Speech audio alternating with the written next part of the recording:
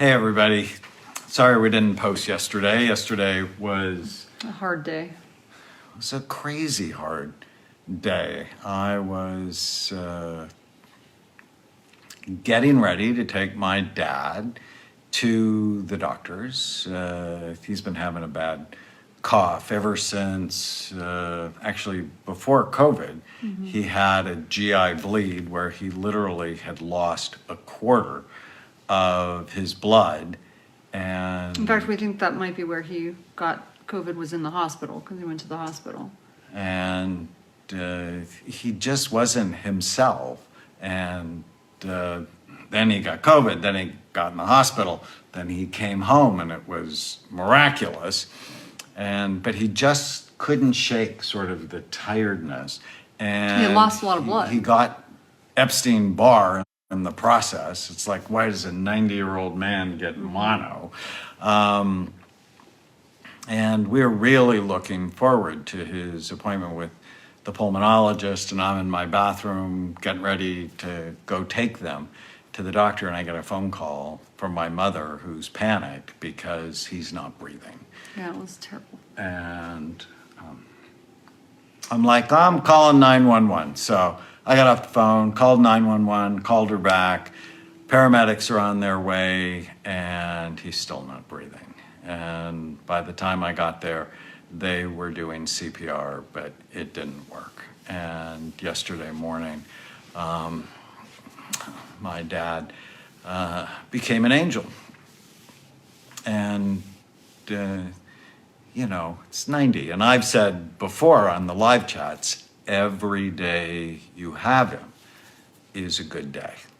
And we will continue to have him because he lives in all of us, not just me, but my 6 siblings and his 50.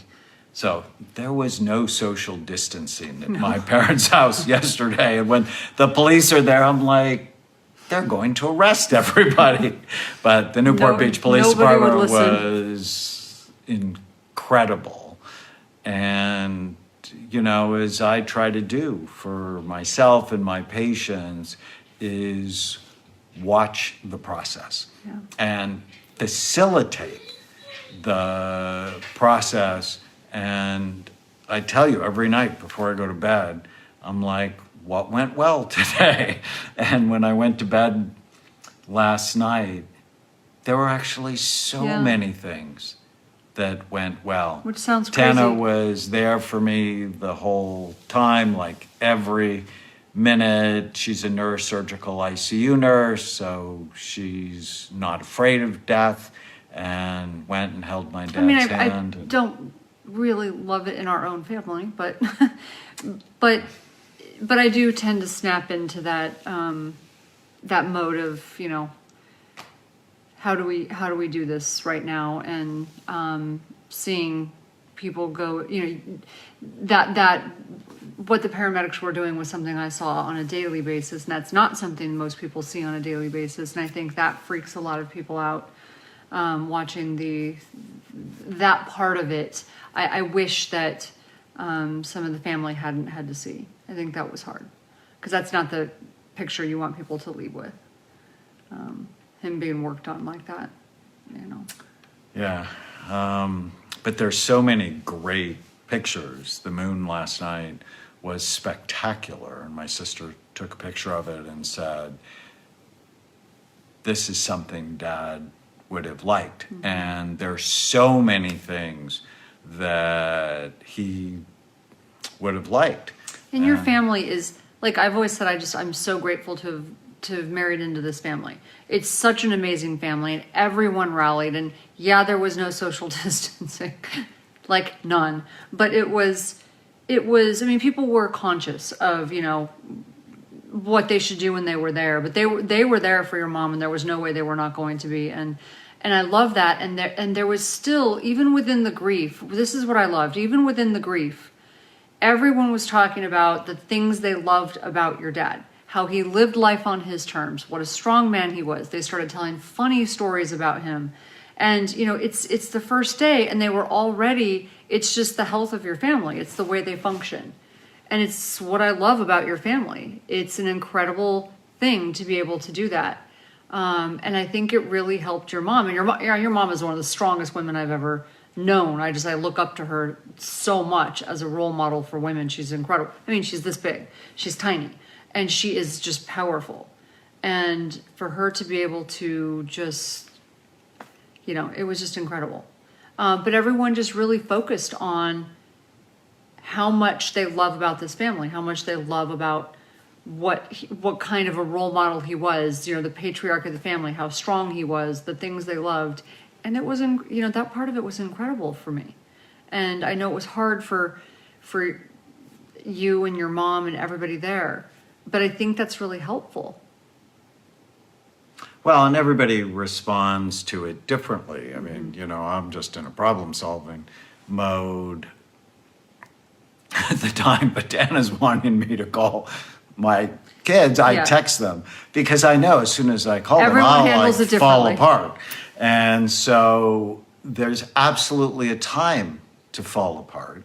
But you also have to know... the mother and the nurse in me is like, you cannot send a text. I need to call them. You also have to know yourself and the situation. And I had an important interview this morning, and I'm like, do I do the interview? Do I not? I mean, how do you bring this up when they talk to you? But it was so beautiful. And people are suffering right now. And so to be able to bring that in and help people sort of be a role model for people suffering right now is, if you can do that, is a good thing.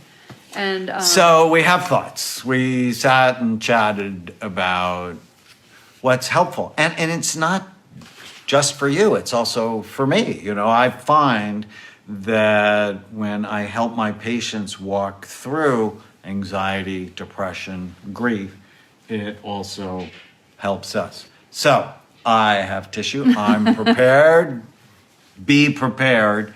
But really, step number one is you start healing from grief as soon as possible. Yeah. It's like if you broke your arm, you're not going to wait 6 months. Why do people always say that? Because they expect pain and suffering. And yes, it hurts. And I miss my dad. But death isn't new. Certainly not new to you. And it's not new to me. And it's going to become one of the points. But when you live as if you're going to live forever, you don't do the things you need to do now. So for the last 5 years, and make no mistake, my dad is bigger than life. He's the American dream. He really is. He came from very poor immigrant parents and became the chairman of the board of a $4 billion company. So my dad is a hard worker. He's intense. But he wasn't a great dad. He just wasn't. And, I say this at the eulogy, I'll get no end of grief. You're going to get no end of grief for saying it on right now. But he wasn't. He never went to any of my games. And when I told him I wanted to be a psychiatrist, he asked me why I didn't want to be a real doctor. Why I wanted to be a nut doctor and hang out with nuts all day long. In fact, because part of being well is telling the truth. And at least for me, I got an email from one of our friends when we were young who talked about how much he loved my parents and how big and important they were, and how one time when I was a teenager, my dad fired me more than once and told my friend that I would actually never amount to anything. So I sent my friend the note back. Well, he didn't get that right. Anyways, it's very important to start healing as soon as possible, to remember the positive, but to make peace with the negative. Yeah. Because, lots of people listening have ambivalent relationships with the people they love. In fact, I think probably most people have ambivalent relationships where they love certain things and hate others, but being honest actually helps you heal. Yeah, and there's this idea that you have to wait a certain amount of time before you begin to heal or begin therapy or something like that. It's odd to me because just because you begin the healing process doesn't mean you don't embrace the suffering or you don't.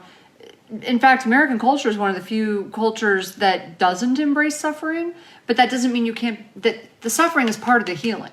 Do you know what I mean? It's not like you're avoiding it. It's not like you're you're doing a disservice to the person that you miss if you do that. It's like people almost think, oh, I'm disrespecting, the person that I lost if I do that, which isn't true. Well, and what I've learned is when you lose a parent, how hard that is, but they live through you. Mm-hmm. And you can take the really great parts and make them bigger, and take the not so great parts and make them smaller. Isn't that actually a technique? That's an NLP technique. An NLP. Yeah. And so we actually have a choice, because when I think of my life, I think I'm really a combination of my dad, drive, hard work, innovation. You have so much of your dad in you. But I'm also my grandfather, yeah, who was the tender, loving, listening, connected part. Mm-hmm. And so start as soon as possible, remember the positive, but make peace with the negative. That if you are only focused on the idealization of someone, you don't grieve in a normal way. The grief will actually become prolonged. It's holding both the light and the dark together that tends to be healing. So funny, someone said our dads must have been related. And then one of the biggest pieces that people just forget is because of the pain, they want to medicate it. And they want to medicate it often with things that make them feel better now, but not later, versus now and later. And when you have a large family like mine, there can be friction.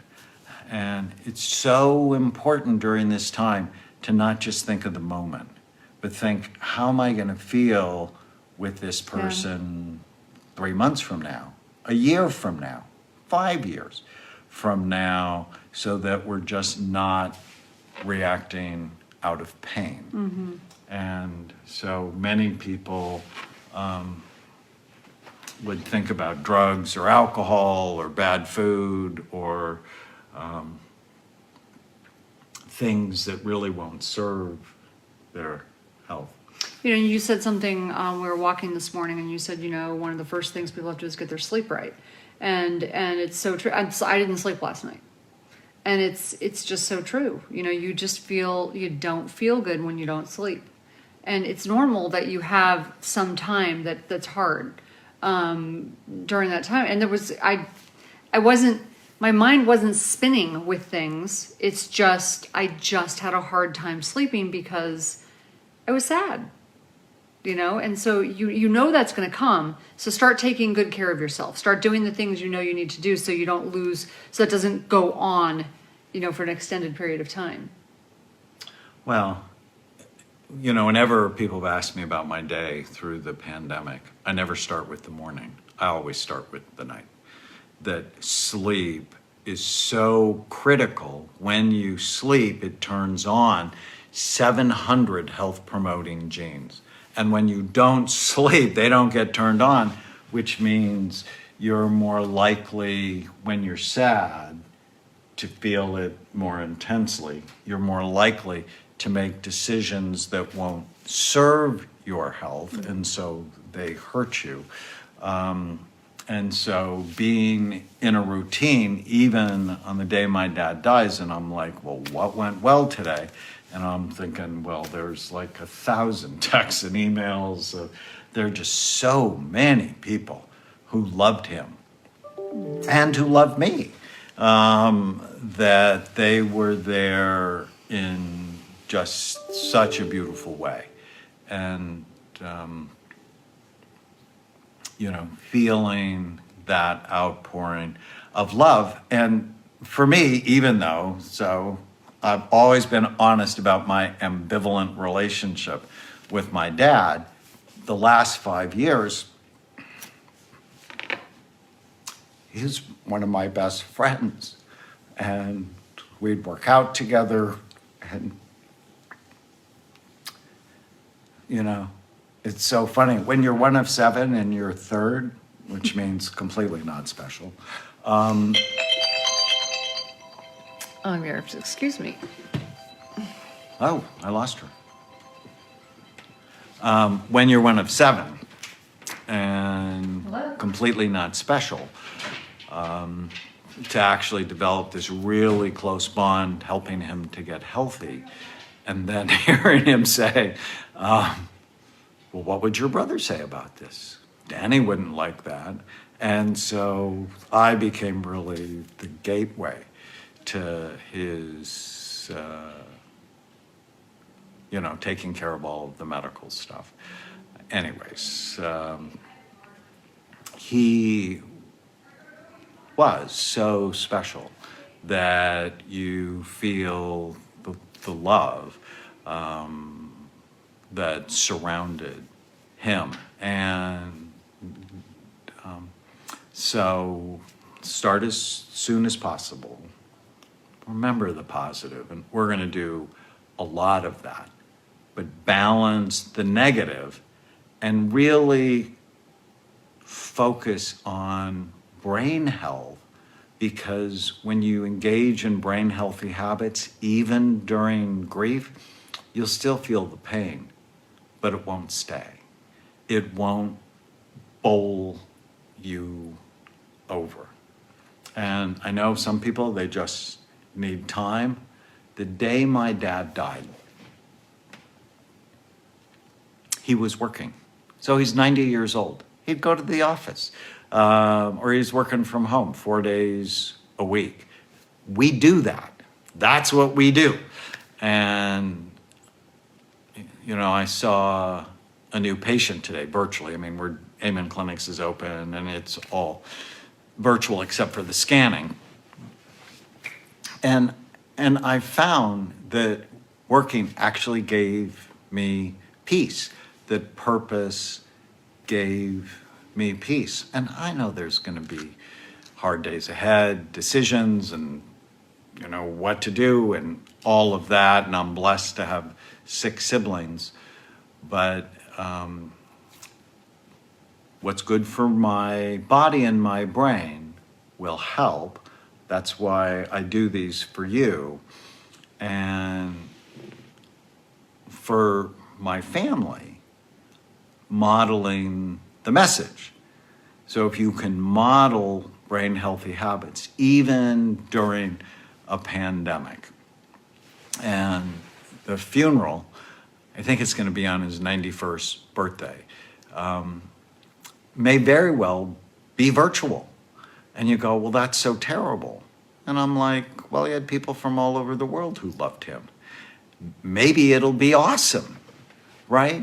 We always talk about not believing every thought you have, that, the 7 of us and my mom can be together with him, but they can live stream the ceremony, and that may get hundreds, if not more people. So it's not looking on the bright side to just look on the bright side. It's to learn how to manage your mind and live as he lived, a purposeful, loving life. So thanks for all of the prayers, the support. I'll see you again tomorrow.